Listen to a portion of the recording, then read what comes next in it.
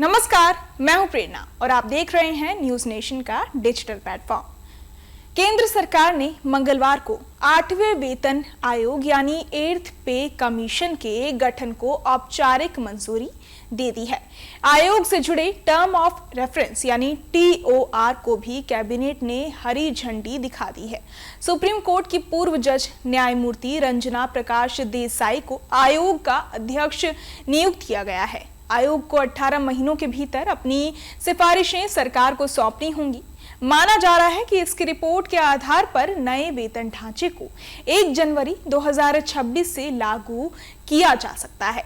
एक media report के अनुसार इस फैसले का फायदा लगभग 1.2 करोड़ लोगों को होगा।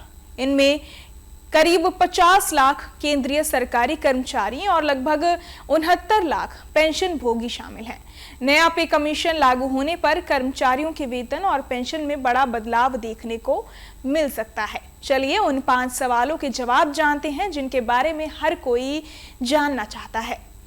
पहला, 8वां वेतन आयोग किन पर लागू होगा? वेतन आयोग का लाभ खासकर जिन्हें होगा वो है फायदा पाने वाले केंद्र सरकार के कर्मचारी, रेलवे, पोस्ट, डाक विभाग, इनकम टैक्स, कस्टम आदि, सशस्त्र बलों के जवान और अधिकारी, भारतीय सेना, नौसेना, वायुसेना, अर्धसैनिक बल यानी CAPFs, BSF, CRPF, CISF, ITBP, SSB, केंद्रीय पेंशन भोगी जो कर्मचारी रिटायर हो चुके हैं उन्हें संशोधित पेंशन का लाभ मिलेगा। कुछ स्वायत्त संस्थाओं के कर्मचारी, IIT, IIM, AIIMS, UGC, ICAR, CSIR आदि, जिन्हें पहले से केंद्र सरकार की पे मैट्रिक्स प्रणाली के अनुसार वेतन मिलता है। अब सवाल आता है कि किसे लाभ नहीं मिलेगा? राज्य सरकारों के कर्मचारी, केंद्रीय बैंकों के कर्मचारी, हाई कोर्ट, सुप्रीम कोर्ट के न्यायाधीश, प्राइवेट सेक्टर से जुड़े कर्मचारी। अब दूसरा सवाल है, वेतन आयोग सैलरी कैसे निर्धारित करता है? किसी भी सरकारी कर्मचारी के वेतन की नींव बेसिक पे होती है। इसी के आधार पर बाकी भत्ते तय होते हैं। उदाहरण के तौर पर मान लीजिए रमेश एक सरकारी शिक्षक है। महीने में उन्हें 65,000 रुपए वेतन मिलता है। बेसिक पे कर्मचारी जिस पे लेवल में आता है उसी के अनुसार ये तय होता है। महंगाई भत्ता यानी DA, डियरनेस अलाउंस, महंगाई को देखते हुए ये हर 6 महीने में संशोधित होता है। अक्टूबर 2025 तक केंद्र सरकार को DA 58% है। मकान किराया भत्ता यानी HRA शहर के अनुसार बदलता है। टियर 1, टियर 2, टियर 3 यातायात भत्ता यानी TA शहर और श्रेणी के हिसाब से तय होता है। इसके बाद टैक्स और अन्य कटौतियां लागू होती हैं। इनकम टैक्स, स्वास्थ्य बीमा, पेंशन योजना आदि। उदाहरण के तौर पर अगर बेसिक पे 40,000 रुपए है तो DA 58% से 23,200, HRA 18% से 7,200, TA 3,600, कुल वेतन 74,000, कटौती 12% से 8,860, तो नेट वेतन जो होगा वो लगभग होगा 65,100 रुपए। अब तीसरा सवाल है, 8वें वेतन आयोग से सैलरी में कितनी बढ़ोतरी? वेतन आयोग की सिफारिशें कर्मचारियों की आय बढ़ाने के लिए होती है ताकि वो बढ़ती महंगाई, जीवन यापन और विकास दर के अनुरूप वेतन प्राप्त कर सकें। हर कर्मचारी का पे लेवल और ग्रेड पे अलग होने के कारण सभी की सैलरी एक समान अनुपात से बढ़ाई जाती है। इसे ही फिटमेंट रेशियो या फैक्टर कहा जाता है। फिटमेंट फैक्टर क्या होता है? ये उस अनुपात को दर्शाता है जिससे कर्मचारी की बेसिक सैलरी बढ़ाई जाती है। मान लीजिए 7वें वेतन आयोग में रमेश का बेसिक वेतन 40,000 रुपए है। अगर 8वें पे कमीशन में फिटमेंट फैक्टर 3 गुना तय हो जाए तो नया बेसिक जो होगा वो 40,000 गुना 3 तो हो जाएगा वो 1,20,000। ध्यान रहे कि जब नया पे कमीशन लागू होता है तो DA को रीसेट करके फिर से 0% कर दिया जाता है। अब बात करते हैं नए वेतन के उदाहरण की।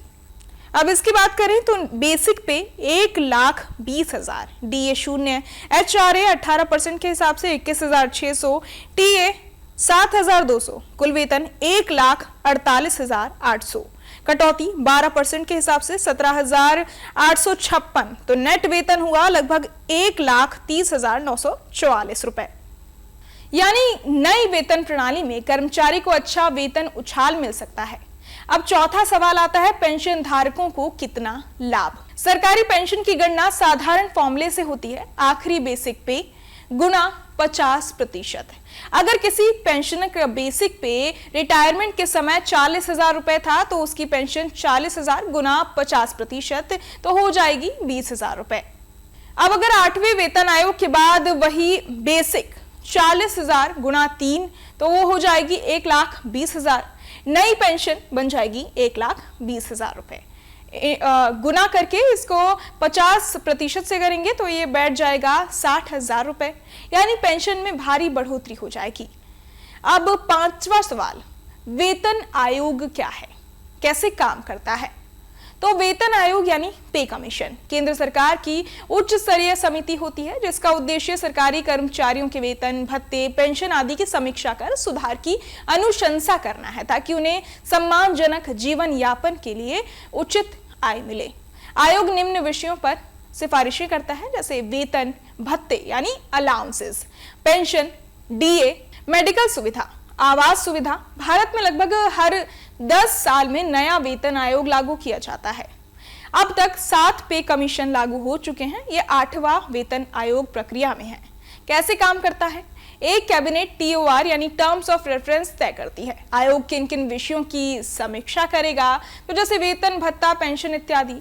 2 अध्यक्ष और सदस्यों की नियुक्ति, सरकार आयोग के अध्यक्ष और सदस्यों को नियुक्त करती है।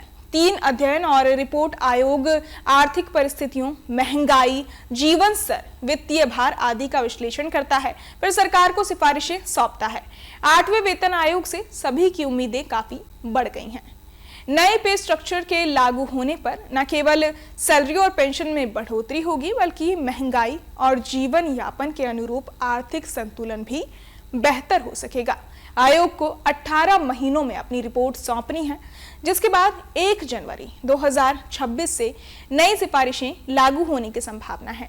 अगर फिटमेंट फैक्टर और भत्तों में अनुमानित वृद्धि होती है तो सरकारी कर्मचारियों की इन हैंड सैलरी और रिटायरमेंट लाभ दोनों में बड़ा उछाल देखने को मिल सकता है। अब निगाहें आयोग की रिपोर्ट पर हैं, जो ये तय करेगी कि देश भर के लाखों कर्मचारियों और पेंशनरों के लिए नया वेतन ढांचा कितना फायदेमंद साबित हो सकता है। बहरहाल इस पूरी खबर को सुनकर आप क्या कुछ सोचते हैं, आपके मन में क्या सवाल है, हमें कमेंट बॉक्स में ज़रूर बताएं और बाकी तमाम खबरों के लिए सब्सक्राइब करें न्यूज़ नेशन। सटीक और भरोसेमंद खबरें अब आपके मोबाइल पर अभी डाउनलोड करें न्यूज़ नेशन ऐप, एंड्रॉइड और iOS पर उपलब्ध। जहां भक्ति है हर शब्द में, कथाओं में छुपे हैं दिव्य रहस्य और ज्योतिष देता है जीवन को दिशा। धर्म से जुड़ी हर बातों को जानने के लिए हमारे चैनल स्तुति को सब्सक्राइब करें। चैनल पर जाने के लिए इस लिंक पर क्लिक करें।